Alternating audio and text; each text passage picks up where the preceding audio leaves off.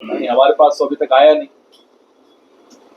आपने आदिवासियों की जल जंगल जमीन अपने दोस्त पर लुटा दी। 16 लाख करोड़ अपने उद्योगपति दोस्तों पर लुटा दिया। इस देश का पैसा है, मेरा और आपका पैसा है, टैक्स पेयर का पैसा है, हमारी बचत जो बैंकों में है वो पैसा है।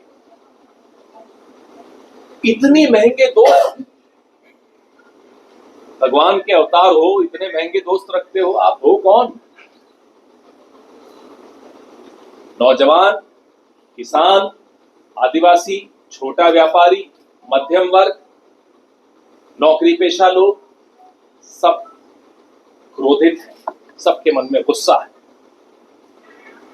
1 घंटे में 2 नौजवान इस देश में आत्महत्या कर रहे हैं, गुस्सा जायज है। 1 दिन में 24 घंटे में 30 किसान आत्महत्या कर रहे हैं, गुस्सा नहीं आएगा तो क्या आएगा? 1 घंटे में 4 महिलाओं का बलात्कार होता है इस देश में, सुनकर आपको भी गुस्सा आएगा, मुझे भी आ रहा है, जायज है। लेकिन शहंशाह प्रचार पे निकले, सवालों के जवाब नहीं देंगे, इन आंकड़ों के जवाब नहीं देंगे। कोई पूछेगा तो वो देश विरोधी है, कोई ज्यादा पूछ ले, बंधु जी पूछ ले ज्यादा तो बोलेंगे पाकिस्तान जाओ, और ज्यादा कोई करेगा तो जेल में जाओ। हमारे यहाँ के लोकप्रिय मुख्यमंत्री, पूर्व मुख्यमंत्री हेमंत सोरेन जी वो जेल में बैठा दिया।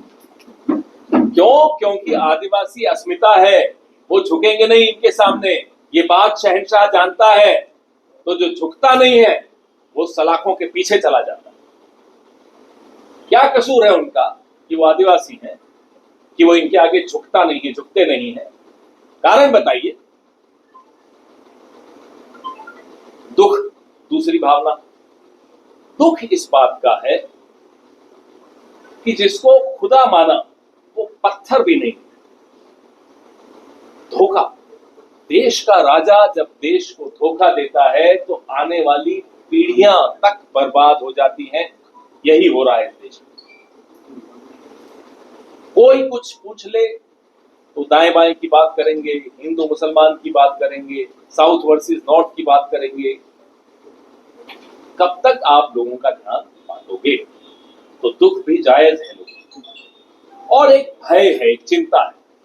चिंता क्या है?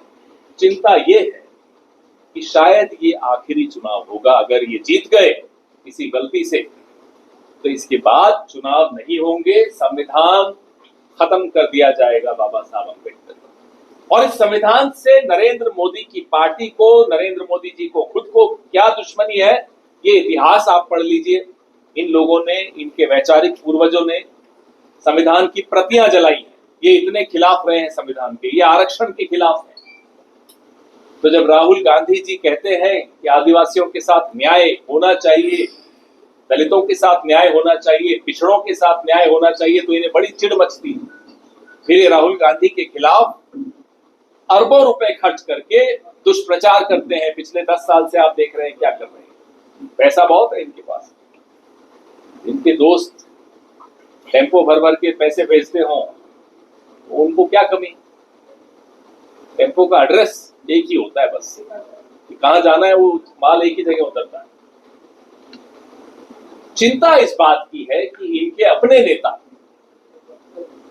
लल्लू सिंह, अनंत हेगड़े, ज्योति मिर्धा, दिया कुमारी, अरुण गोविल, मैं कई नाम गिना सकता हूं, जो खुलकर बोलते हैं कि 400 सीटें दीजिए, संविधान बदलना है। क्यों बदलना है संविधान? जो थोड़े से भी हक है आदिवासियों के, दलितों के, पिछड़ों के, वो भी आप छीन लेंगे। कांग्रेस पार्टी नहीं होने देगी। कोई आंख उठाकर देख ले संविधान की तरफ, जवाब दिया जाएगा। और उस जवाब देने के लिए आपके पास हम आए हैं। आप सबका सहयोग चाहिए, झारखंड का सहयोग चाहिए। इस देश की रक्षा करने के लिए झारखंड ने कई जवान सीमाओं पर कुर्बान किए हैं। आज फिर इस देश को रक्षा की जरूरत है, संविधान को रक्षा की जरूरत है, झारखंड की जरूरत पूरे देश को है। राहुल गांधी ने 2 यात्राएं निकाली, बहुचर्चित यात्राएं थी। आप में से कुछ लोगों ने शायद उसमें भाग भी लिया होगा। भारत जोड़ो यात्रा और भारत जोड़ो न्याय यात्रा। इन दोनों यात्राओं का एक निचोड़ था हमारा न्याय पत्र। हमारा मैनिफेस्टो, हमारा घोषणा पत्र, नाम ही उसका न्याय पत्र है।